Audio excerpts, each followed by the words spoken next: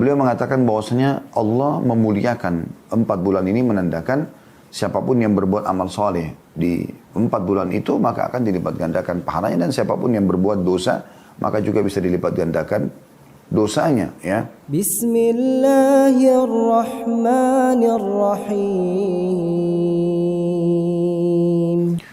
Saudaraku seiman, kita mensyukuri Allah Subhanahu wa taala atas segala nikmatnya, termasuk kita masih diberikan hari ini umur, di mana dengan umur ini masih ada, jangan sampai disia-siakan, karena ini bonus yang Allah Subhanahu wa taala berikan, di mana mungkin sudah banyak saudara-saudara kita dari kaum muslimin atau bahkan manusia yang sudah meninggal dan wafat pada hari ini atau sebelumnya.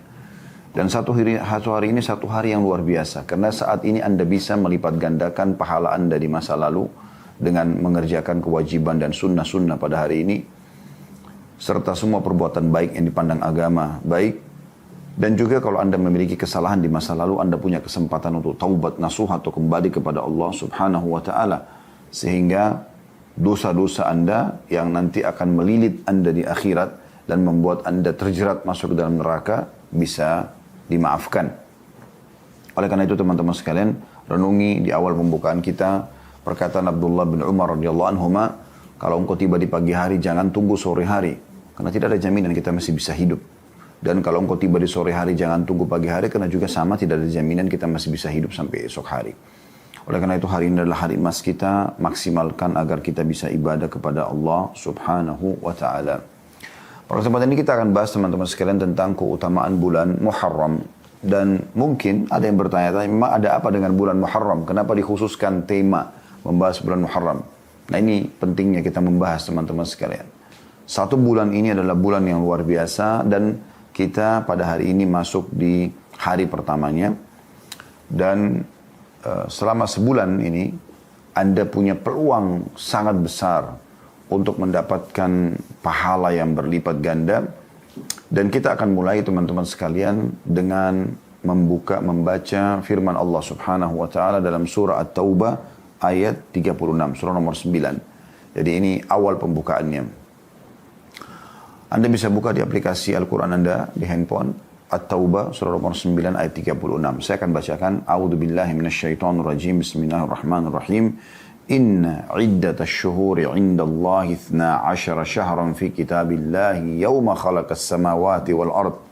Yawma khalaqas samawati wal arda minha arba'atun hurum. Dzalika ad-dinul qayyim. Kemudian Allah bilang, fala tadlimu fihinna anfusakum.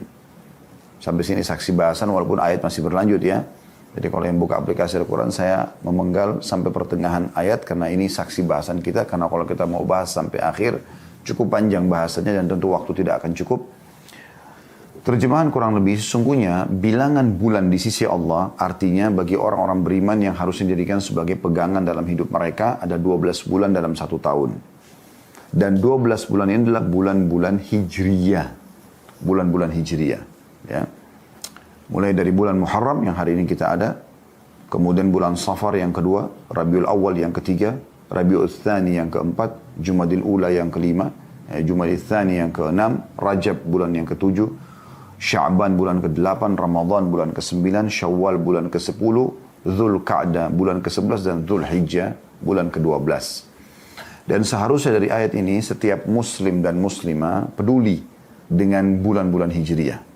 Nah, makanya kami sampai menerbitkan kalender seperti ini, dan di situ kami coba, ya. Dan insya Allah mudah-mudahan saudara-saudara kita muslimin juga sudah banyak melakukan. Saya tidak tahu semuanya, tapi ini salah satu juhud dan upaya kami bagaimana kami mengingatkan muslimin tentang tanggal-tanggal Hijriyah dan bulan-bulan Hijriyah. Berikut juga amalan-amalan sunnah yang dianjurkan dikerjakan pada bulan tersebut. Misalnya ada puasa sunnah, misalnya kami lingkarin dan membedakan warnanya, maka itu lebih mempermudah. Oh ternyata puasa Senin Kamis kami warnain berbeda. Kemudian puasa Ayyamul Bid juga begitu. Dan kalau ada puasa-puasa sunnah yang lainnya seperti puasa ya, 9 Zulhijjah yang bulan lalu ya tepatnya. Kita berpuasa di hari Arafah yang sedang tidak haji, dan sudah kita jelaskan juga tentang keutamaan bulan Zulhijjah pada bulan yang lalu. Alhamdulillah, semoga Allah ikhlaskan niat. Kemudian juga akan ada puasa pada bulan ini, misalnya Tasu'a dan Asyura 9 dan 10 Muharram Itu juga akan kita singgung insya Allah sebentar. Jadi ini semua ada peringatan-peringatan. Maka saya sarankan teman-teman beli kalender, ya, bukan cuma sekedar tanggal Masehi, karena memang tanggal Masehi digunakan oleh negara kita. Kita juga menerapkan itu karena kita butuh. Sekarang tanggal berapa Agustus, misalnya kita butuh. Ada 17 Agustus hari kemerdekaan kita, mungkin kita butuh tahu. Atau tanggal-tanggal merah yang diliburkan oleh pemerintah kita. Atau misalnya kita ingin janjian dengan orang tanggal berapa, partner bisnis, keluarga, dan seterusnya. Atau tanggal safar, kita butuh tanggal-tanggal Masehi, karena itu memang yang digunakan di negara kita. Tapi kita juga jangan lupa tanggal-tanggal Hijriyah, karena ini sebenarnya bulan-bulan Hijriyah, bulan yang Allah tentukan yang harusnya jadi pegangan setiap Muslim. Kami waktu masih di Saudi, ya, subhanallah saya dan teman-teman, itu sudah jadi umum di kalangan kami dulu mahasiswa, kami tidak tahu tanggal berapa sekarang Masehi. Ya, apalagi di waktu kami masih di Madinah, belum ada handphone seperti sekarang ya, di tahun 90-an, di era 90-an. Kalau tidak salah, handphone itu pada saat kami balik di tahun 98, 99 itu, baru ada handphone yang dulu, yang keluaran awal. Tapi di awal-awal kami masih pakai sering telepon koin kadang-kadang ya, kalau mau telepon ke keluarga. Intinya, pada saat itu kami pakai tanggal Hijriyah. Jadi kami hafal benar sekarang tanggal berapa Muharram, tanggal berapa Safar. Karena itu yang terjadi, itu yang digunakan oleh pemerintah Saudi dan juga digunakan di kampus kami. Tapi ini terlepas daripada itu, kami berharap cuma sederhana. Bagaimana teman-teman kita muslimin coba berlomba-lomba menerbitkan kalender, bagipun yang menerbitkan itu ya. Jangan lupa selalu sisipkan di situ tanggal Hijriyah, bulan Hijriyah. Dan sisipkan juga peringatan untuk kaum muslimin agar mereka, oh kalau hari Senin Kamis itu dilingkarin, ada di bawah ditulis keutamaan tentang puasa Senin Kamis. Kalau Ayyamul Bid juga dibedain warnanya, kemudian ditulis seperti itulah kurang lebih. Anda bisa buat kalender meja seperti ini, Anda bisa buat kalender yang dipasang di dinding. Anda bisa jadikan sebagai sebuah program yang menarik untuk Anda bagi-bagikan kepada orang-orang agar mereka juga punya peringatan yang berhubungan dengan masalah itu. Allah mengatakan, saya kembali ke terjemahan tadi At-Taubah ayat 36, sungguhnya bilangan bulan pada sisi Allah ada 12 bulan. Sudah kami sebutkan tadi nama-nama 12 bulan tersebut. Allah mengatakan dalam ketetapan Allah di waktu dia menciptakan langit dan bumi. Maksudnya Allah sudah tentukan dari pertama diciptakan langit dan bumi 12 bulan ini. Dan di antaranya ada 4 bulan yang hurum atau dimuliakan. Itulah ketetapan agama yang lurus. Maka jangan pernah kalian menzalimi diri kalian, terutama di 4 bulan tersebut. Nah, kita akan garis bawahi teman-teman dari surah At-Taubah, surah nomor 9 ayat 36 ini, dipotongan, dan di antara 12 bulan itu ada 4 bulan yang dimuliakan, maka jangan kalian zalimi diri kalian di 4 bulan itu. Maksudnya jangan sampai melakukan kemaksiatan. Tentu Allah maafkan orang yang melakukan, tapi ini seorang muslim dan muslimah lebih berhati-hati. Keempat bulan ini maksudnya ini disebutkan dalam sebuah hadis Nabi SAW dalam hadis sahih.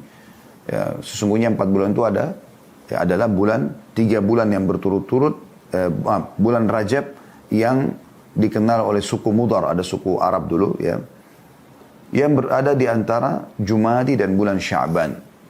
Ya, itu bulan Rajab, bulan ke-7 ya, dari bulan Hijrah tadi sudah kami sebutkan. Dan ada 3 bulan kata Nabi SAW berturut-turut. Bulan Dzulqa'dah, bulan 11, bulan Dzulhijjah, bulan 12, dan bulan Muharram. Ya. Jadi bulan Muharram ini termasuk dari 4 bulan yang dimuliakan. Dimuliakan. Kata Imam Qurtubi rahimahullah dalam tafsir beliau, tafsir yang masyhur ya. Beliau mengatakan bahwasanya Allah memuliakan 4 bulan ini menandakan siapapun yang berbuat amal soleh di 4 bulan itu maka akan dilipat gandakan pahalanya, dan siapapun yang berbuat dosa maka juga bisa dilipat gandakan dosanya ya. Karena dimuliakan oleh Allah Subhanahu wa ta'ala. Dan ini alasan utama kenapa kita membahas tentang masalah bulan Muharram. Karena dia salah satu dari 4 bulan yang dimuliakan, dan Allah melarang kita berbuat dosa atau melakukan kezaliman pada bulan ini. Kemudian teman-teman sekalian perlu juga digarisbawahi bahwasanya bulan Muharram ini, nama Muharram ini terjadi setelah Nabi SAW ya, diutus. Sebelumnya 11 bulan yang lain, Safar, Rabiul Awal, Rabiul Thani, Jumadil Ula, Jumadil Thani, Rajab, Sya'ban, Ramadan, Syawal, Dzulqa'dah, Hijrah, ini 11 bulan semuanya memang sudah dikenal oleh orang-orang jahiliyah. Kecuali bulan Muharram. Mereka dulu menamakan dengan Syawal al-Awwal. Safar al-awwal, bulan Safar yang pertama. Kemudian baru bulan kedua mereka katakan Safar gitu ya. Nah, di sini Allah Subhanahu wa taala memerintahkan Nabi Muhammad sallallahu alaihi wasallam untuk mengganti nama Safar al-awwal ke bulan Muharram, artinya dimuliakan. Dan bulan ini teman-teman sekalian ya, bulan yang sangat luar biasa ya, karena disandarkan juga kepada Allah Subhanahu wa taala atau dikenal dengan Syahrullah. Ya, itu perintah Allah Subhanahu wa taala kepada Nabi Muhammad sallallahu alaihi wasallam. Ya. Sementara bulan-bulan lain tidak ada dinisbatkan kepada Allah Subhanahu wa taala karena mulianya bulan ini. Karena mulianya bulan ini, ya. Dan Az-Zuhri mengatakan kana al-muslimuna yu'azzimuna al-ashhurul hurum. Perlu diketahui bahwasanya para sahabat Nabi, kaum muslimin yang pertama, itu para sahabat Nabi ridwanullah alaihim, menghormati bulan-bulan yang dimuliakan ini. Sebagaimana dinukil oleh Abdul Razzaq dalam musannafnya di nomor 17.301. Dan perlu juga Anda ketahui teman-teman sekalian, 4 bulan ini juga sebenarnya dimuliakan oleh orang-orang Quraisy, Rajab, Zulqa'dah, Zulhijjah dan bulan Muharram. Di bulan ini mereka tidak berperang. Mereka betul-betul memuliakan bulan ini, gitu kan? Nah, mereka pada zaman sebelum Nabi SAW diutus, orang-orang Quraisy atau orang-orang Arab hidup dari peperangan. Hidup dari peperangan. Jadi mereka saling serang satu sama yang lain lalu berebut gembalaan dan seterusnya. Itu zaman jahiliyah tentunya.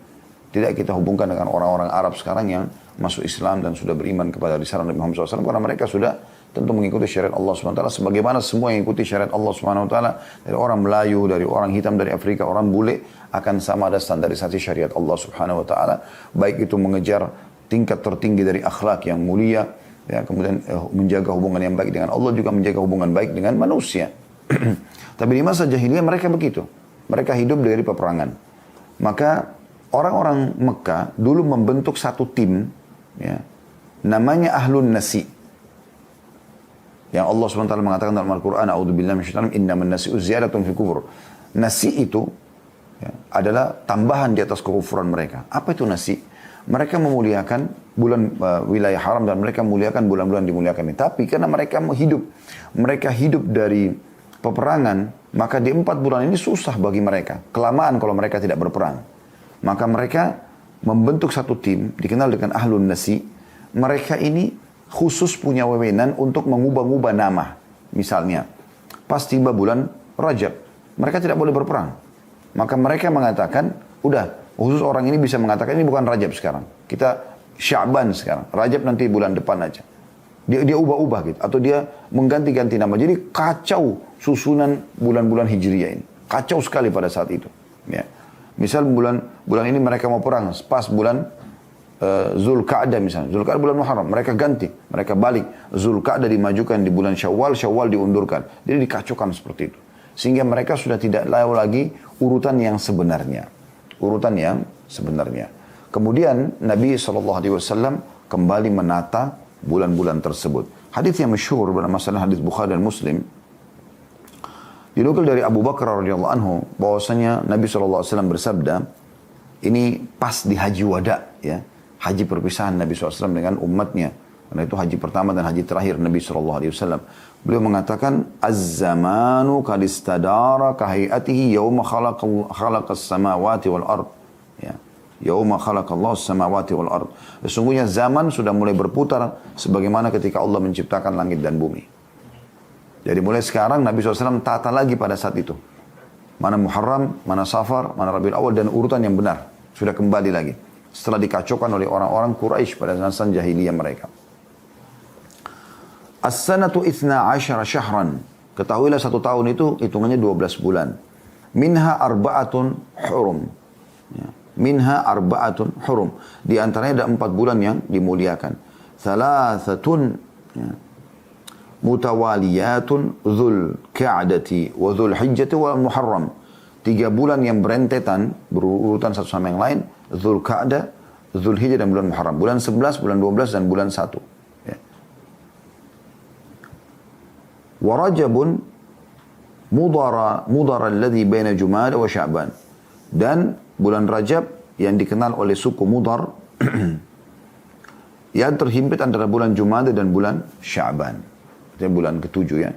Bulan Jumat di bulan yang ke 6 dan bulan Sya'ban bulan yang ke-8.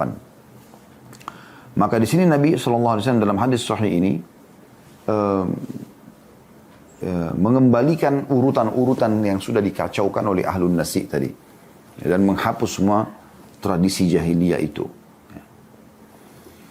Kemudian teman-teman sekalian, bulan ini, bulan Muharram ini, bulan dikenal dengan bulan Allah Subhanahu wa taala sebagaimana dalam hadis yang sahih riwayat Muslim dari Abu Hurairah radhiyallahu anhu bahwasanya Nabi sallallahu alaihi wasallam bersabda, "Afdhalus shiyami ba'da Ramadan syahrullahil Muharram." Ketahuilah bahwasanya sebaik-baik puasa setelah Ramadan adalah puasa di bulan Allah, bulan Muharram. Perhatikan Nabi SAW mengatakan bulan Allah. Dan Nabi SAW tidak pernah menyebutkan ini pada bulan-bulan lain. Tidak pernah Nabi SAW mengatakan Safar bulannya Allah. Ramadan pun tidak dikatakan bulannya Allah. Bulan ibadah iya. Bulan buat umat Islam iya. Tapi satu-satunya bulan yang dinisbatkan kepada Allah SWT adalah bulan Muharram. Ya. Imam Nawawi rahimahullah mengatakan, hadis ini menunjukkan bahwa Muharram adalah bulan yang paling mulia untuk melaksanakan puasa. Tentu di sini puasa sunnah ya. Sebutkan dalam syarah Sahih Muslim di 8 halaman 55. Artinya, kalau Anda mau cari puasa yang paling afdal sunnah, kayak Senin Kamis, kayak Ayyamul Bid, 3 hari setiap bulannya ya. Atau nanti ada puasa Tasu'a dan Asyura akan kita singgung, 9 dan 10 Muharram. Ini adalah puasa yang paling afdal. Atau Anda ingin puasa tatawu namanya, tambahan. Misal, Anda pulang, habis sholat subuh pulang ke rumah hari Selasa misal. Kemudian Anda merasa sehat, Anda ingin dekatkan diri kepada Allah Subhanahu wa taala dengan cara berpuasa, maka pada saat itu Anda mengatakan saya ingin puasa. Selama tidak ada yang membatalkan puasa tadi ya, selepas subuh, Anda belum makan, belum minum, belum berhubungan biologis suami istri misalnya, maka Anda boleh puasa sebagaimana dalam sebuah riwayat yang sahih bahwasanya Nabi SAW pernah pulang ke rumah beliau, walaupun tidak disebutkan harinya.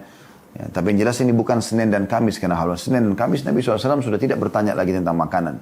Beliau bertanya kepada Ummul Mukminin Aisyah radhiyallahu anha, apakah kalian punya makanan? Kata Aisyah, tidak ada ya Rasulullah. Berarti hari ini tidak ada makanan di rumah. Kata Nabi SAW, kalau begitu hari ini aku puasa. Dan ini puasa sifatnya tatawu, tambahan. Ya, dan ini bisa Anda lakukan di bulan Muharram, memperbanyak puasa di bulan Muharram. As-Suyuti berkata, rahimahullah, ya, dalam syarah Suyuti ala Sahih Muslim ya.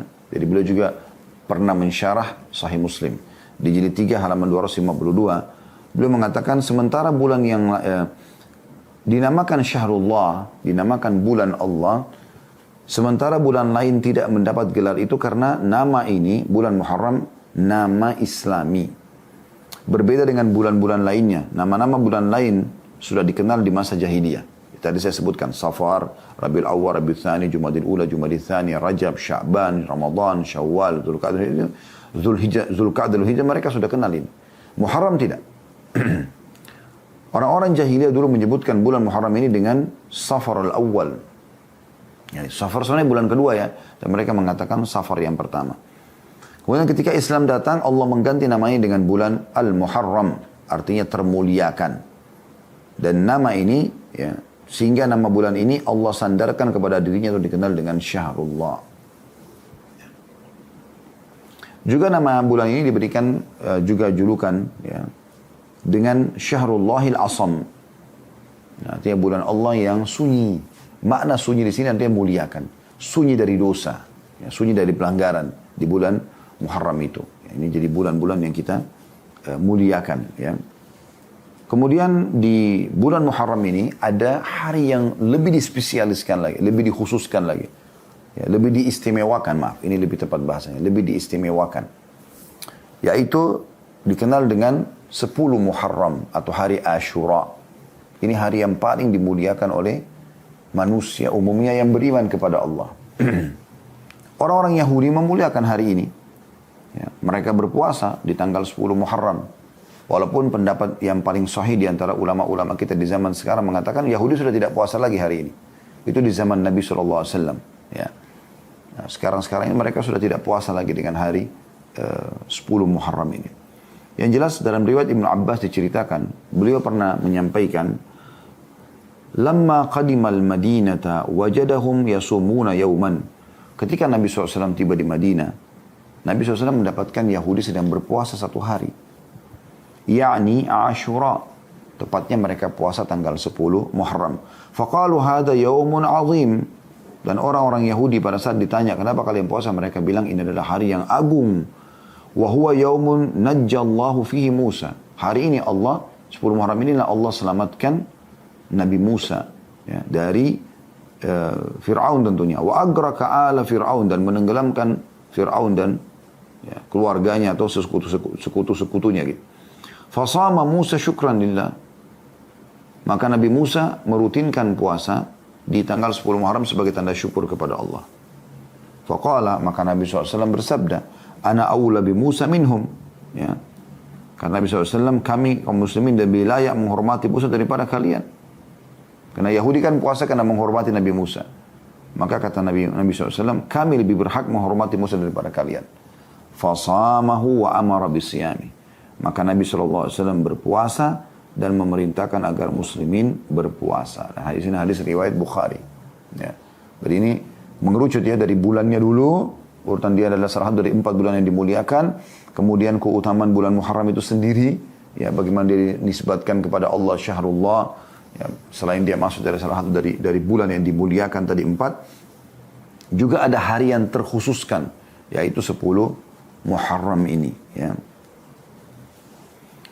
Hasan Basri berkata tentang masalah bulan Muharram ini juga, Inna Allah iftataha as-sana bi syahri haram wa khatamaha bi syahri haram, falaysa syahru fi as-sanati ba'da syahri Ramadan a'zamu inda Allah minal Muharram. Wa kana yusamma syahrullahil asam min syiddati tahrimihi. Artinya, sesungguhnya Allah telah membuka awal tahun dengan bulan Muharram dan menutup juga akhir tahun dengan bulan Muharram. Artinya, awal bulan dari 12 bulan Hijriah itu bulan Muharram. Ditutup juga selesai Zulhijjah dengan awal pembukaan bulan Muharram. Ya. Tidak ada bulan dalam setahun setelah bulan Ramadan yang lebih afdal daripada bulan ya, Muharram ini. Dan dulu bulan ini dikenal dengan Syahrullahil Asam, atau bulan Allah yang sunyi, maksud sunyi dari kemaksiatan, karena sangat mulianya bulan ini. Ada beberapa hal yang perlu digarisbawahi teman-teman sekalian berhubungan dengan masalah ini, yaitu pentingnya orang melakukan puasa sunnah di bulan Muharram ini. Tapi yang dia fokus terutama, ya, walaupun dia memperbanyak secara umum ya, boleh dia puasa apa saja sebagaimana saya jelaskan tadi, Senin Kamis jangan luput, kemudian Ayyamul Bidnya, dia berusaha maksimal yang dia bisa lakukan. Tentu ini sunnah, bukan paksaan. Anda kalau tidak kerjakan juga tidak berdosa, tapi kesempatan Anda mengerjakan kalau Anda bisa. Sebagaimana hadits Abu Hurairah radhiyallahu anhu, beliau berkata, Nabi SAW bersabda, afdalus siyami ba'da Ramadan syahrullah Muharram. Ketahuilah puasa yang paling afdal, maksudnya paling Allah cintai, paling besar pahalanya ya di sisi Allah adalah puasa setelah Ramadan, adalah puasa di bulan Muharram. Hadis ini riwayat Muslim. Juga Ibnu Abbas radhiyallahu anhu mengatakan, ma ra'aitu an-nabiy sallallahu alaihi wasallam yataharra siyamu yawma fadlatu ala ghairihi illa hadzal yawm, yawm Ashura, wa hadha asy-syahr yakni syahr Ramadan. Aku tidak pernah, kata Abdullah bin Abbas radhiyallahu anhu, melihat Nabi SAW memilih satu hari untuk puasa yang lebih beliau unggulkan. Beliau selalu memperhatikan dengan sangat jeli ya, pada selain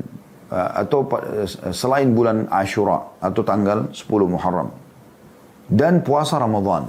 Hadis ini riwayat Bukhari Muslim. Jadi Nabi SAW betul-betul tidak mau kehilangan ini. Kalau Anda bertanya, lalu apa keutamanya Ustaz puasa hari Ashura itu? Dengarkan hadisnya.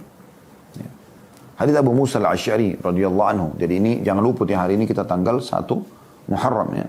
Dan insya Allah 9 hari dari sekarang ya, 8 hari dari sekarang kurang lebih, karena 9 dan 10 kita dianjurkan puasa ya.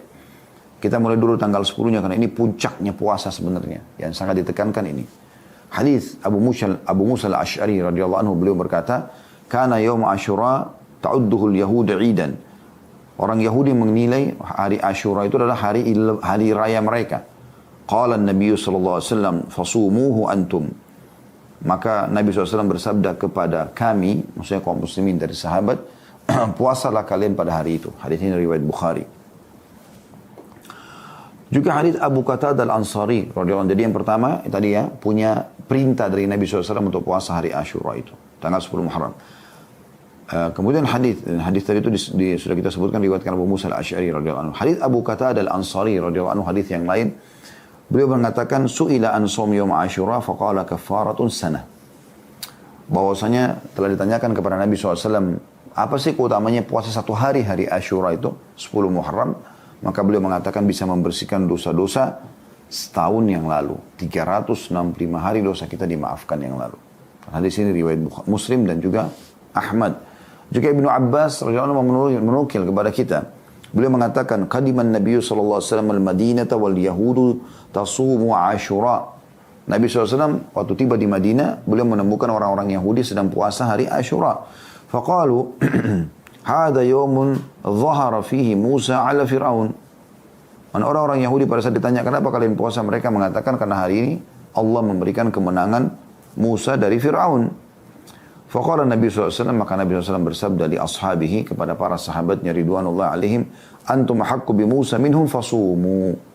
Kalian lebih berhak untuk menghormati Musa daripada mereka orang Yahudi, maka berpuasalah kalian. Hadis ini diriwayatkan oleh Bukhari. Jadi puasa ini teman-teman, walaupun sunnah hukumnya, tetapi penekanannya luar biasa. Nah, penekanannya luar biasa, apalagi keutamaannya bisa mendapatkan pembersihan dosa setahun yang lalu atau 365 hari. Ya. Dan perlu Anda ketahui puasa Asyura ini di awal-awal Islam, hukumnya wajib. Di awal-awal Islam, sebelum ada Ramadan. Karena Ramadan disyariatkan kapan? Tahun 2 Hijriah, sebelum Perang Badar. Jadi fase Mekah belum ada puasa Ramadan. Ya. Tapi ada puasa Asyura ini. Disebutkan dari riwayat Rubayy' binti Muawwidh radhiyallahu anha, beliau mengatakan, arsalan Nabi sallallahu alaihi wasallam ghadatu Asyura ila Qural Ansar. Bahwasanya Nabi SAW suatu hari pernah mengutus seseorang mendatangi perkampungan orang-orang Ansar di Madinah untuk menyampaikan pesan. Man asbaha muftiran falyutim baqiyata yaumihi wa man asbaha sha'iman falyasum. Barang siapa yang di pagi hari ini sudah makan, maka hendaklah dia tetap puasa sampai maghrib. Itu hari Asyura ya. Dan barang siapa yang sudah puasa, maka lanjutkan puasanya. Qalat, maka Rubayy' berkata radhiyallahu anha, fakunna nasumu ba'd wa nasumu wa nusawwimu ya, sibyanana. Dan kami akhirnya menjaga semenjak peringatan Nabi SAW itu untuk puasa hari Asyura. Dan kami juga mengajak anak-anak kami untuk puasa. Sibyan ini anak-anak yang belum balik ya. Diajak juga puasa hari Asyura. Wa naj'al lahumul lu'ba minal ihin. Ya.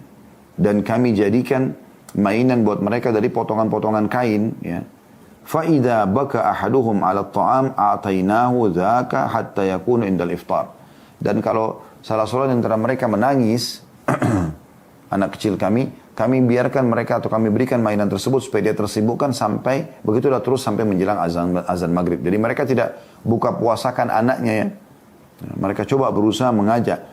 Nah, hadis ini riwayat Bukhari Muslim. Dan ini teman-teman sekalian poin penting, karena saya sudah berapa kali mengingatkan ya, teman-teman sekalian, ini bukan menggurui tapi cuma mengingatkan saja. Coba ubah tradisi kita teman-teman yang selalu mengatakan ada puasa setengah hari. Nggak apa-apa nak puasa setengah hari. Dari mana puasa setengah hari? Dari mana syariatnya? Belum pernah dinukil, tidak dari Nabi SAW dan juga dari para sahabat, mereka mengajarkan anak-anak kecil untuk puasa setengah hari. Bahkan riwayat Rubayy' ya, radhiyallahu anha ini, sahabat Nabi yang mulia ini, beliau mengatakan kami bahkan mengajak anak-anak kami puasa Asyura, itu puasa sunnah loh ya. Kemudian kami membuatkan mereka mainan. Supaya mereka kalau nangis minta makan, kami berikan, sibukkan dengan mainan tersebut sampai menjelang maghrib. Artinya anak-anaknya diusahakan agar puasa sampai menjelang maghrib. Setelah datangnya Ramadan tahun 2 Hijriah, maka hukumnya berubah menjadi sunnah. Ya, tadi itu sampai anak-anak pun diminta supaya berpuasa sampai azan, karena memang di awal Islam hukumnya wajib ya. Setelah datang Ramadan, maka puasa Asyura menjadi sunnah. Sebagaimana Aisyah Ummul Mukminin radhiyallahu anha berkata, "Kana yaum Asyura tasumuhu Quraisyun fil jahiliyah." Hari Asyura ini termasuk hari yang dipuasai oleh orang-orang Quraisy di masa jahiliyah. Falamma qadimal Madinah tasamahu wa amara bisiyami. Waktu Nabi SAW masuk ke Madinah, maka beliau melaksanakan puasa Asyura dan memerintahkan sahabat untuk berpuasa. Falamma farada Ramadan taraka yawm Asyura, wa man syaa shamahu wa man syaa tarakah. Pada saat Ramadan disyariatkan, maka Nabi SAW tidak lagi mewajibkan dan beliau memberikan kelowongan, siapa yang mau berpuasa silakan Asyura dan siapa yang tidak mau berpuasa juga silakan. Hadis ini riwayat Bukhari Muslim. Artinya teman-teman sekalian, di awal Islam dia wajib, tapi kemudian menjadi sunnah setelah Ramadan datang. Ya. Jadi kita bisa bayangkan tadinya ini puasa sunnah, ini wajib. Beda dengan Senin Kamis, beda dengan Ayyamul Bid yang tidak pernah wajib dia sebelumnya. Puasa hari Arafah tidak ada kewajiban. Tapi puasa hari Asyura awalnya wajib. Nanti setelah datang Ramadan, selama sebulan baru puasa Asyura yang sehari ini menjadi sunnah. Artinya sangat luar biasa kedudukannya. Hanya saja teman-teman sekalian, kita sangat dianjurkan oleh Nabi SAW, selain menjaga puasa Asyura, mengikutkan Asyura dari kata-kata Asyara yang berarti 10 ya. Kita dianjurkan juga menambah dengan puasa Tasu'a atau puasa tanggal 9-nya. Beranjak daripada hadis Ibnu Abbas radhiyallahu anhuma, beliau menceritakan hina shama Rasulullah sallallahu alaihi wasallam yaum Asyura wa amara bisiyami, pada saat Nabi sallallahu alaihi wasallam melaksanakan puasa Asyura dan memerintahkan sahabat untuk melaksanakannya, qalu ya Rasulullah innahu yaumun ta'dhumuhu al-yahud wan nasara. Wahai utusan Allah, hari ini yang kita sedang Anda suruh puasa ini, hari yang diagung-agungkan oleh orang Yahudi dan orang Nasrani. Sementara mereka tidak sejalan dengan kita. Faqala Rasulullah SAW, maka Nabi SAW bersabda, dan pada saat itu pas hari Asyura. Orang-orang lagi puasa, Nabi juga lagi puasa SAW. Ya. Maka beliau mengatakan, فَإِذَا كَانَ الْعَامَ الْمُقْبِلِ إِنْشَاءَ سُمْنَا الْيَوْمَ التَّاسِعِ. Kalau begitu nanti kalau kita masih hidup tahun depan, ya, kita akan ikutkan puasa ini 10 ini dengan puasa 9 dengan izin Allah. Qala falam ya'ti al-amul muqbil hatta tufi Rasulullah sallallahu alaihi wasallam. Hanya saja pada saat sebelum tiba Muharram tahun depan, wafatlah Nabi sallallahu alaihi wa ala alihi wa sahbihi wasallam. Ini hadis diriwayatkan oleh Imam Bukhari.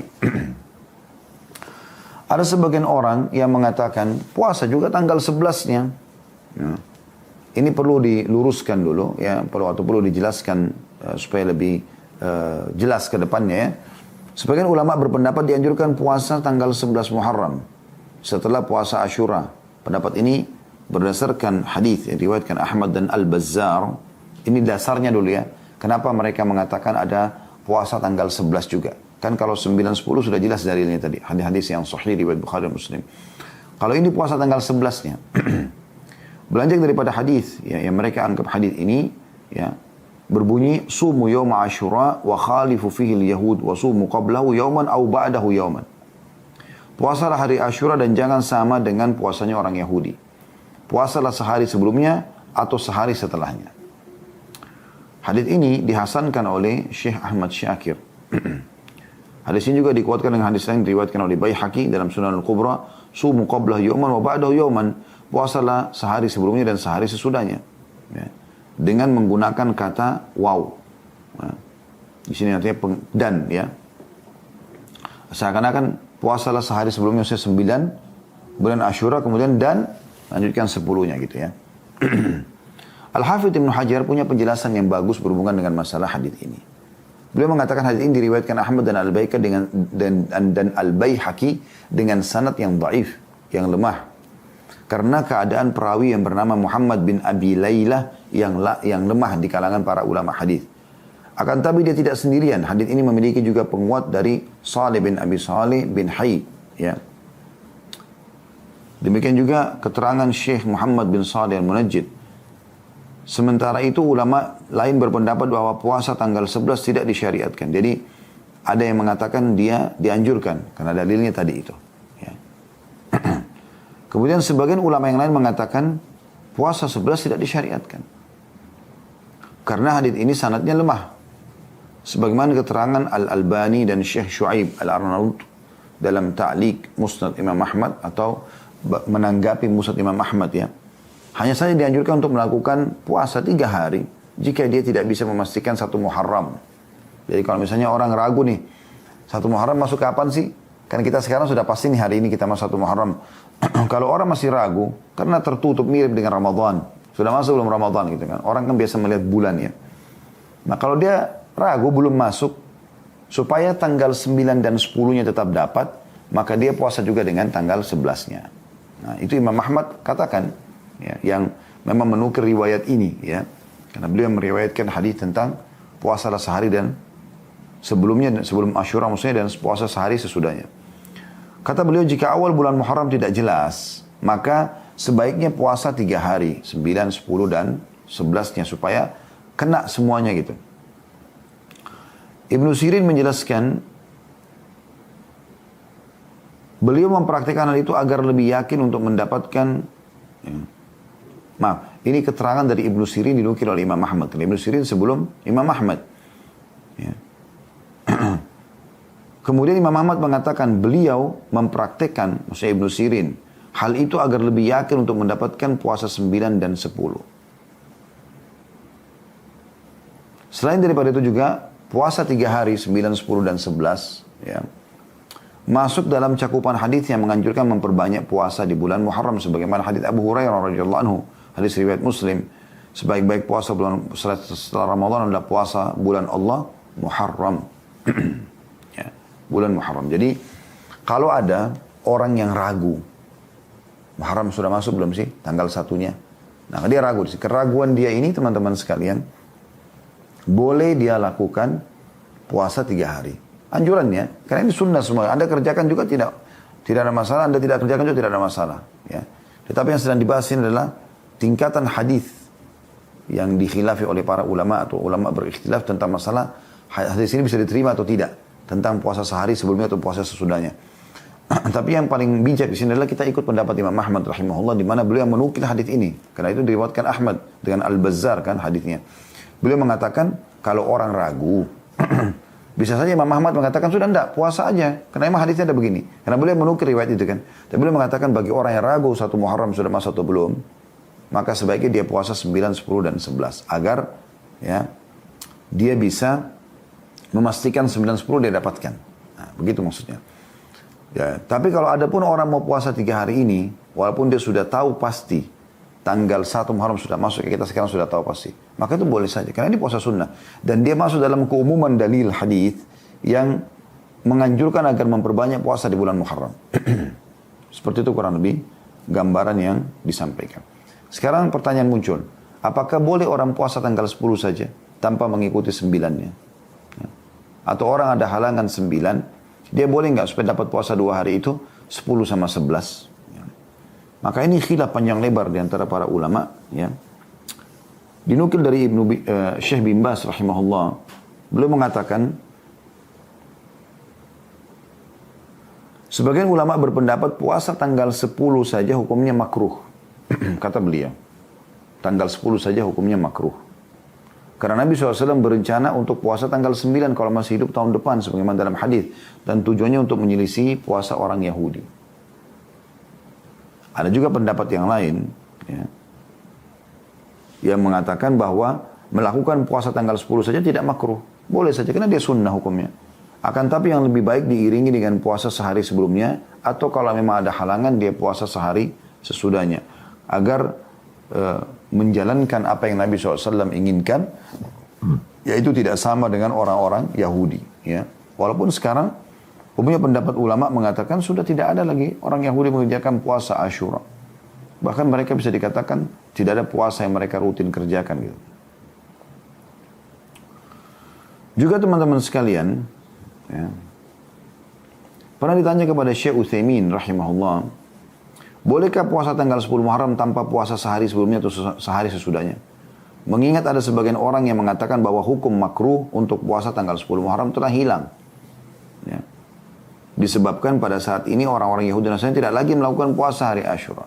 Kan hadis tadi yang menyuruh kita puasa tanggal 9, kata Nabi SAW, kalau kita masih hidup tahun depan, kita akan lanjutkan, atau kita akan tambahkan puasa 9-nya. Karena waktu itu sahabat kan mengeluh orang-orang Yahudi dan Nasrani mengagungkan hari ini. Nah, sekarang ditemukan orang Yahudi dan Nasrani tidak lagi mengagungkan dan tidak puasa lagi. Maka seorang menanya mengatakan, sebab makruhnya sudah tidak ada. Apakah kita boleh puasa tanggal 10 saja?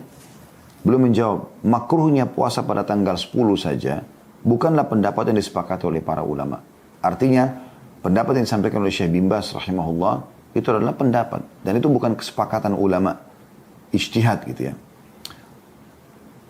Di antara mereka ada yang berpendapat tidak makruh melakukan puasa tanggal 10 saja. Namun sebaiknya dia berpuasa sehari sebelumnya dan sehari sesudahnya. Dan puasa tanggal 9 lebih baik daripada puasa tanggal 11. Maksudnya yang lebih baik dia berpuasa sehari sebelumnya. Karena Nabi SAW mengatakan jika kita masih hidup tahun depan, maka kita akan hubungkan 10 ini dengan 9. Dan beliau mengatakan pendapat yang lebih kuat adalah melaksanakan puasa 10 saja hukumnya tidak makruh. Akan tetapi lebih baik diiringi dengan ya sehari sebelumnya atau sehari sesudahnya. Dan ini poin penting yang harus digarisbawahi teman-teman sekalian. Ya. Baik, intinya jangan kehilangan puasa hari Asyuranya. Kalau Anda mampu puasa 9 dan 10 itu yang paling baik. Kalau Anda tidak bisa, Anda puasa 10 dan 11 supaya bertolak belakang dengan orang-orang Yahudi kalaupun mereka masih ada yang puasa. Walaupun pendapat sebagian orang, ya, sekarang mereka sudah tidak puasa.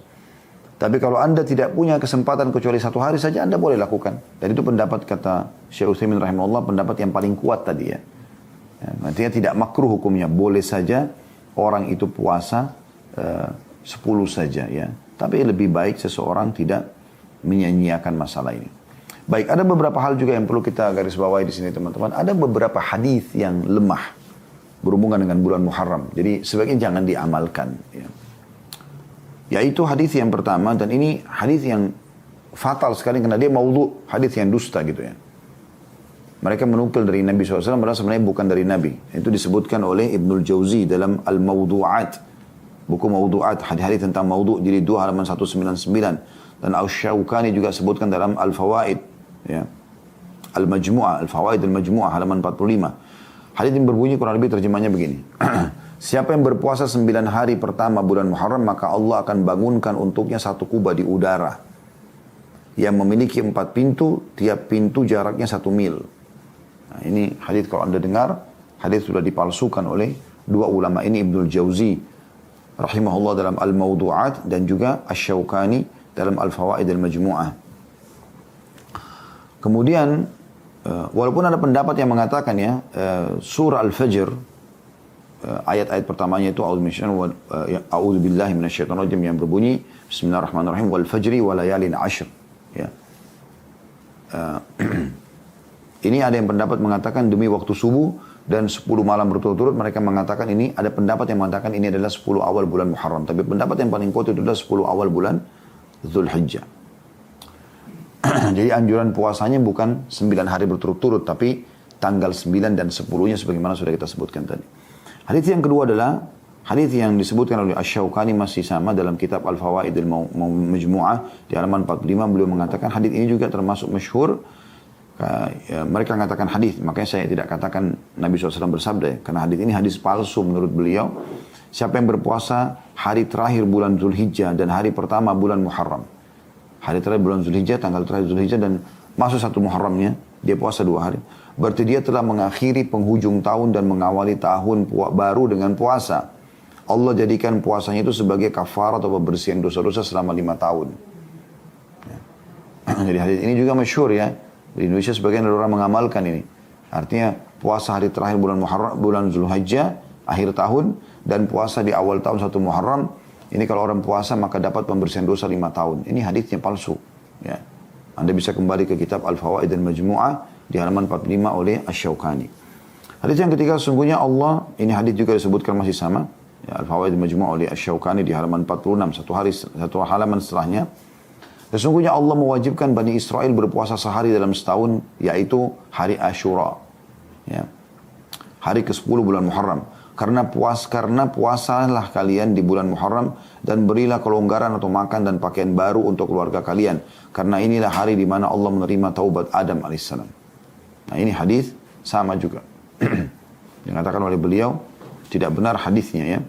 Makanya ada orang bahkan disampaikan di khutbah Jumat kadang-kadang di bulan Muharram disuruh untuk menambahkan nafkah, memberikan baju baru keluarga, padahal hadis ini tidak benar. Jadi nukil oleh Asy-Syaukani dikatakan hadis ini Tidak benar dalam Al-Fawaid Al-Majmu'ah di halaman 46. Jadi tidak ada hubungannya antara bulan Muharram dengan perbuatan-perbuatan ini. Kemudian hadis yang keempat, hadis ini juga disebutkan oleh Albani dalam silsilah hadis dhaifah nomor 412, yaitu hadis siapa yang berpuasa sehari di bulan Muharram maka untuk satu hari puasa itu dia mendapatkan puasa 30 hari. Satu hari puasa pahalanya 30 hari. Ini hadisnya lemah. Ya. Hadis yang kelima adalah hadis ya, disebutkan juga oleh Albani dalam Dhaif Al-Jami' As-Saghir nomor 1805 yang berbunyi kurang lebih terjemahnya bulan yang paling mulia adalah bulan Muharram. Ya, puasa paling afdal bulan Muharram ini adalah iya. Ya. Tapi kalau dikatakan bulan Muharram adalah bulan yang paling mulia, seakan-akan mengalahkan Ramadan, maka ini hadis yang lemah. Yang keenam adalah hadis yang disebutkan juga oleh Albani dalam Dhaif Al-Jami' As-Saghir nomor 7069, yaitu hadis yang berbunyi Adam pemimpin umat manusia adalah Adam, pemimpin bangsa Arab adalah Muhammad, pemimpin bangsa Romawi Suhaib Ar-Rumi, ini nama sahabat Nabi ya, pemimpin bangsa Persia Salman Al-Farisi, pemimpin bangsa Habasya Bilal bin Rabah, pemimpin gunung adalah gunung Sina, pemimpin pohon adalah Bidara, pemimpin bulan adalah Muharram, dan pemimpin hari adalah Jumat. Dan hadis ini dikatakan oleh beliau adalah hadis yang palsu, hadis maudhu, dan bukan hadis yang benar. Oleh karena itu teman-teman harus hati-hati, jangan sampai kita melakukan hal-hal yang keliru dalam masalah ini. Poin terakhir teman-teman sekalian sebelum kita buka pertanyaan, berhubungan dengan masalah beberapa hal-hal yang keliru yang dikerjakan oleh sebagian muslimin di bulan Muharram ini. Yang pertama, mereka menganggap bulan Muharram bulan yang sial. Ini saya pernah dengar kami kena dari Sulawesi Selatan, ada keyakinan sebagian orang ya, tidak semuanya, mengatakan bahwasanya bulan ini adalah bulan yang panas ya. Sehingga mereka tidak mau menikah di bulan Muharram, mereka tidak mau pindah rumah di bulan Muharram, tidak mau beraktivitas ya, walaupun itu positif dalam syariat di bulan Muharram. Mungkin ini juga saya tidak tahu di suku-suku yang lain, tapi ini ada kebiasaan ini. Ini harusnya tidak boleh ada. Di bulan ini justru paling mulia kalau Anda menikah. Karena bulan Muharram bulan mulia. Ya. Anda boleh menikah, Anda boleh pindah rumah, Anda boleh memulai usaha. Dan tidak boleh sama sekali tiarah, ya, menggantungkan nasib pada waktu seperti ini tidak boleh. Atau kita menganggap adanya kesialan. Ya. Tidak ada yang namanya hari sial dalam syariat Allah Subhanahu Wa Taala. Semua hari baik, tapi ada hari yang lebih baik dari yang lain, iya, lebih afdal. Seperti hari Jumat misalnya, iya. Bulan Ramadan, bulan Muharram ini lebih baik dari bulan lain. Iya, itu ada. Tetapi teman-teman sekalian bukan berarti yang lainnya sial, gitu kan? Mirip juga di Indonesia ada tradisi menganggap hari Selasa hari sial. Ini saya pernah ngalami sendiri, ada salah satu anak dari sahabat ayah saya di Makassar, atau saya masih di Makassar belum pindah ke Jakarta. Dia minta pekerjaan kemudian masuk bergabung sama kami di yayasan. Kemudian hari pertama dia kerja, saya berikan dia kendaraan motor, kemudian minta dia untuk pergi ke satu lokasi. Subhanallah dia lama sekali nggak balik. Setelah dia balik, ternyata dia luka-luka gitu. Terus dia ceritakan kalau dia jatuh tabrakan dan ada orang yang dia tabrak itu ikut bersama dia ke klinik orang tua kami. Akhirnya kita obatin dan selesai. Pada saat sementara diobatin orang tersebut, ya kita coba berikan juga ganti rugi terhadap motor dia karena kesalahan memang dari pihak teman kita ini. Sempat ada beberapa orang suster di klinik orang tua kami berbicara dari jauh. Saya sempat dengar gitu. Saya duduk di tempat yang cukup jauh, tapi saya dengar mereka mengatakan itu kan karena hari Selasa. Ya. Maka saya sempat pada saat itu bertanya dari jarak jauh. Saya bilang, memang ada apa dengan hari Selasa? Maka mereka mengatakan, apa Ustaz tidak tahu? Hari Selasa kan hari sial. Ya. Subhanallah. Ini tidak boleh. Kata Nabi SAW, Allah berfirman dalam hadis qudsi, la tasubud dahar. Fa ini dahar. Jangan pernah kalian menghina waktu itu karena atau menyalahkan atau menganggapnya sial karena aku penciptanya, kata Allah SWT.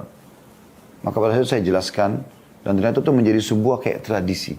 Jadi kalau terjadi suatu hari Selasa mereka gantungkan, oh berarti karena Selasanya. Ini nggak boleh, dalam Islam tidak boleh. Ini tradisi jahiliyah yang tidak boleh ada sama sekali. Ya. Kemudian juga ada hal yang sering dikerjakan oleh Syiah, orang-orang Syiah, terutama Rafidah. Mereka menganggap karena Husain radhiyallahu anhu terbunuh di Karbala di tanggal 10 Muharram, maka mereka pada hari itu keluar, kemudian mereka menunjukkan kesedihannya ya, dengan memakai baju hitam, kemudian mereka memadamkan cahaya, mereka mengajak anak-anak keluar di pinggir jalan, bahkan mereka melukai tubuh mereka dengan pisau, ya, kepala, badannya, bahkan anak kecil pun dilukai, ya, karena menganggap peduli terhadap Husain radhiyallahu anhu. Ini perbuatan yang keliru sekali. Belum pernah dinukil satupun dari para sahabat Nabi Ridwanul Alim yang masih hidup di masa itu, ya. Ada Abdullah bin Umar, ada Abdullah bin Abbas, banyak. Ada Jabir bin Abdullah, ada Usama bin Zaid dan yang lainnya. Belum pernah dinukil mereka melakukan itu karena meninggalnya Husain. Padahal mereka hidup di masa meninggalnya Husain. Dan ahli sunnah wal jamaah meyakini Husain radhiyallahu anhu mati syahid. Tapi bukan berarti kita bersedih berlebihan akhirnya sampai membuat, ya, kita malah menyakiti diri kita, melukai. Tidak boleh. Allah SWT mengatakan, ya, wala taqtulu anfusakum, jangan kalian bunuh diri kalian. Inna Allah kana bikum rahimah. Allah sangat sayang dengan kalian. Kenapa harus dibunuh diri kita? Kenapa harus sakitin? Bahkan kalau Anda lihat cuplikan di YouTube itu luar biasa gitu. Sampai mereka menaruh beling-beling, mereka guling-guling di situ berdarah-darah. Ini semua tidak pernah menyakiti diri. Nggak boleh sama sekali. Kita yakin sebagai seorang muslim, Husain mati syahid radhiyallahu anhu. Dan Allah memilih beliau untuk mati syahid pada saat itu. Kuasa Allah subhanahu wa ta'ala. Kalau Allah ingin terjadi. Sebagaimana Umar bin Khattab juga terbunuh dengan Abu Lu'lu' al-Majusi dan seterusnya, ya. Jadi jangan sampai ada yang ikut-ikutan dengan masalah seperti ini. Ini acara ritual mereka dan tidak boleh Ahlus Sunnah ikut dalam masalah ini. Ini terlalu berlebihan, akhirnya membuat jadi masalah ini, ya. Kemudian ada kelompok yang lain juga justru gembira karena bertolak belakang dengan Syiah. Mereka menganggap harus bertolak belakang dengan Syiah, maka kita bergembira justru di tanggal 10 Muharram, bukan niatnya karena ini adalah bulan Muharram, bulan yang mulia. Bukan karena itu. Kan kalau kita gembira sepanjang tahun atau sepanjang bulan Muharram. Dan juga kita muliakan yang tanggal 10-nya dengan berpuasa. Kan gitu. Itu yang Nabi SAW perintahkan. Bukan gembira karena orang Syiah malah sedih.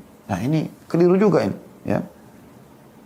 Syekh Islam Ibnu Taimiyah rahimahullah berkata, dulu di Kufah terdapat kelompok Syiah yang mengkultuskan Husain. Maksudnya berlebihan, ya. Pemimpin mereka adalah Al-Mukhtar bin Ubaid Al-Thaqafi, Al-Kadzab, dikenal julukannya Al-Kadzab, pendusta orang ini. Ada juga kelompok An-Nasaibah, ya, atau penentang, yang membenci Ali bin Abi Thalib dan keturunannya. Ini juga ngawur gini, ya. Salah satu pemimpin kelompok mereka adalah Al-Hajjaj bin Yusuf Al-Thaqafi. Maka ini dua-duanya ada. Ya, kata beliau si pendusta adalah Mukhtar bin Ubaid. Ya. Sedangkan si perusak adalah Hajjaj bin Yusuf Al-Thaqafi. Dua-duanya salah ini dalam pemahaman mereka. Orang Syiah menampakkan kesedihan di hari Ashura, sementara orang Khawarij menampakkan kegembiraan. Bid'ah, gembira berasal dari manusia, pengekor kebatilan mereka. Ya, nggak boleh ini. Dan ini hanya ijtihad dari kedua pemimpin tadi yang sudah kita sebutkan, ya. Dan semua ini perbuatan yang tidak pernah dinukil dari kaum salaf. Tidak ada seorang pun ulama besar dari 4 mazhab menganjurkan untuk mengikuti salah satunya. Demikian pula tidak ada dalil syariah yang menganjurkan melakukan hal tersebut. Dinukil dari kitab Minhajus Sunnah An-Nabawi, Minhajus Sunnah An-Nabawi, jilid 4 halaman 455. Jadi ini juga perlu digarisbawahi dan jangan sampai kita terjerumus dalam masalah seperti ini. Juga ada dinukil di Indonesia tidak asing, bulan Muharram bulan santunan buat anak yatim, ya. Karena dikatakan ada hadis, ya, dari kitab Tanbihul Ghafilin, man massaha yadahu ala ra'si yatim yawma Ashura rafa'allahu ta'ala bi kulli sya'ratin darajah. Siapa yang mengusap tangannya pada kepala anak yatim di hari Ashura atau tanggal 10 Muharram, maka Allah akan mengangkat derajatnya dengan setiap helai rambut yang diusap 1 derajat. Hadis ini menjadi motivator utamanya, ya, sehingga mereka berlomba-lomba untuk menyantuni anak yatim di tanggal 10 Muharram. Dan ini teman-teman sekalian, hadis ini statusnya adalah hadis maudhu. Kalau Anda kembali kepada pendapat para ulama, ya. Dari jalur sanadnya terdapat seseorang perawi bernama Habib bin Abi Habib. Habib bin Abi Habib, Abu Muhammad, para ulama hadis menyatakan bahwa perawi ini matruk, ditinggalkan. Ya, kalau sudah matruk nggak diterima lagi hadisnya. Dan komentar-komentar ulama besar tentang Habib bin Abi Habib ini sangat jelas, seperti Imam Ahmad mengatakan Habib bin Abi Habib pernah berdusta. Ibnu Adi mengatakan Habib pernah memalsukan hadis dalam kitab Al-Mawdu'at. Az-Zahabi mengatakan, Imam Zahabi yang masyhur ya, tertuduh berdusta. Ini bahasa-bahasa ini berarti sudah jelas tidak diterima hadisnya. Para ulama menyimpulkan bahwa hadis ini adalah hadis palsu. Abu Hatim mengatakan hadis ini adalah hadis batil, tidak ada asalnya. Dia menukil dari kitab Al-Mawdu'at ya. Jadi jelas sekali tidak ada khususnya mensponsor yatim di 10 Muharram, tapi anjuran untuk berbuat kepada anak yatim ada sepanjang tahun. Hadis yang sangat masyhur kata Nabi SAW, ana wa kafirul yatim kahataini fil jannah wa asyara bis sababati wal wusta ya, wa farraqa bainahuma qalila ya, artinya aku dan sponsor anak yatim seperti ini ya, lalu memperdekat antara dua jari ini ya, dari telunjuk sama jari tengah, tapi belum menjarakkan sedikit, artinya ada jarak nanti di surga ya, seperti itu. Hadis-hadis riwayat Bukhari, dan ini hadis yang sahih gitu kan. Tapi ini bukan di bulan Muharram, dia di semua bulan. Dan hadis tadi jelas ada Habib bin Abi Habib yang dikenal orangnya itu berdusta. Dan ini penting teman-teman sekalian untuk digaris bawahi. Allahu a'lam bissawab.